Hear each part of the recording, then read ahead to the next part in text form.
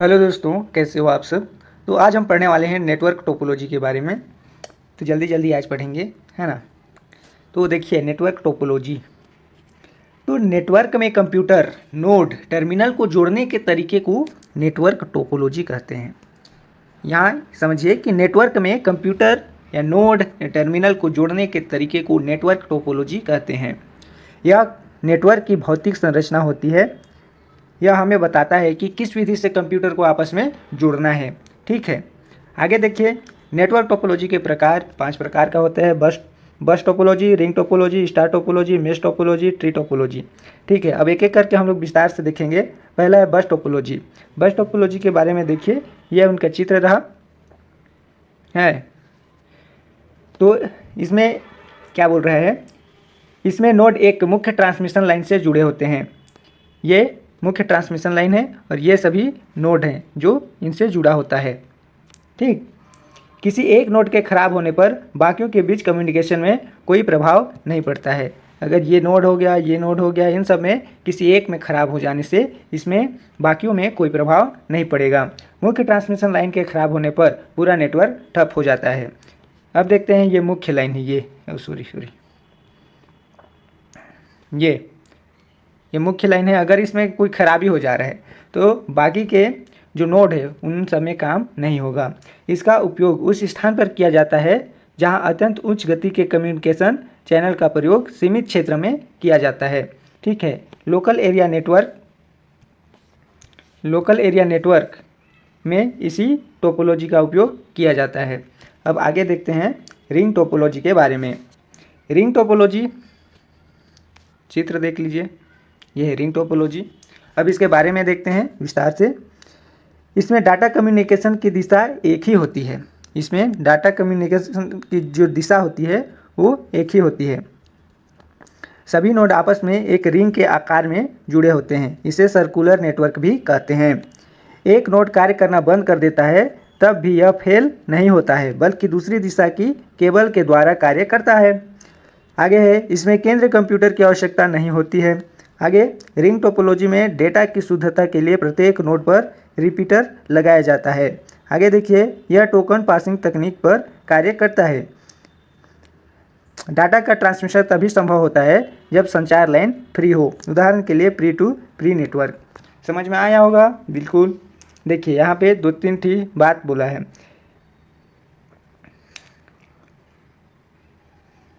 एक नोड कार्य करना बंद कर देता है तब भी यह फेल नहीं होता, बल्कि दूसरी दिशा की केबल के द्वारा कार्य करता है ना। मान के चलिए ये नोड या फिर ये नोड अगर एक ठीक कोई भी काम करना बंद करता है तो ये फेल नहीं होता, बाकी के नोड में काम होता रहेगा, क्योंकि यह इधर के केबल से ये कनेक्ट रहता है। ठीक है, अब आगे देखते हैं स्टार टोपोलॉजी के बारे में। स्टार टोपोलॉजी का चित्र है। अब इसके बारे में देखिए। इस तरह के नेटवर्क में एक मुख्य कंप्यूटर हब की आवश्यकता होती है। ये हब है, इसकी आवश्यकता होती है। यह हब केंद्र में लगा होता है। आगे है, डाटा कम्युनिकेशन के मुख्य कंप्यूटर से होकर गुजरती है। डाटा कम्युनिकेशन मुख्य कंप्यूटर से होकर गुजरती है। अगर डाटा कम्युनिकेशन हो रहा है, ये इधर हो, इधर हो, इधर हो, इधर हो या फिर इधर हो, किसी भी में डाटा का कम्युनिकेशन हो रहा है तो वो मुख्य यानी कि हब कंप्यूटर से होकर ही गुजरता है। किसी भी नोड के खराब होने पर आसानी से बदला जा सकता है तथा इसके नेटवर्क पर कोई प्रभाव नहीं पड़ता है, परंतु हब के खराब होने पर नेटवर्क ठप हो जाता है। अगर ये हब खराब हो गया तो पूरा नेटवर्क ठप हो जाता है। लोकल कंप्यूटर की संख्या बढ़ाने पर नेटवर्क की सूचना के आदान प्रदान की क्षमता प्रभावित नहीं होती है। लोकल कंप्यूटर अगर बढ़ा दे रहे हैं तो इनकी सूचना में आदान प्रदान पर कोई प्रभाव नहीं पड़ेगा। ठीक है, हब को बदलकर कंप्यूटर की संख्या बढ़ाई या घटाई जा सकती है। अगर इस हब की कैपेसिटी बढ़ा देंगे या कैपेसिटी घटा देंगे तो इसमें नोड की संख्या बढ़ाया घटाया जा सकता है। आगे देखते हैं मेश टोपोलॉजी के बारे में। मेश टोपोलॉजी चित्र देख लीजिए। अब इसके बारे में देखिए। इस तरह के नेटवर्क में शामिल सभी नोड आपस में एक दूसरे से जुड़े होते हैं। ये जितने भी नोड हैं ये नोड है ना, अरे भाई ये कहाँ से आ गया, ये नोड बार बार आ रहा है यार,